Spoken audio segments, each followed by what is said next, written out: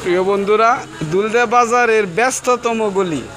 আমাদের মেম্বার সাহেব, বড় ভাই সৈয়দ ভাই, আজিজুল ব্যবসায়ী, ঈদের পরে খুব খুশি খুশি মনে হয়। সার দোকান,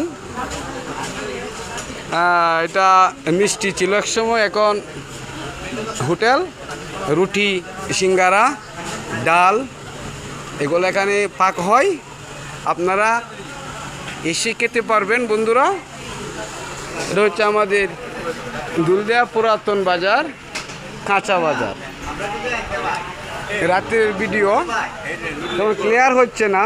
ছোট ভাই রনি, আমার বাজান চা খাচ্ছে, আমার এক কাকা, অনেক বয়স, তার জন্য দোয়া চাই।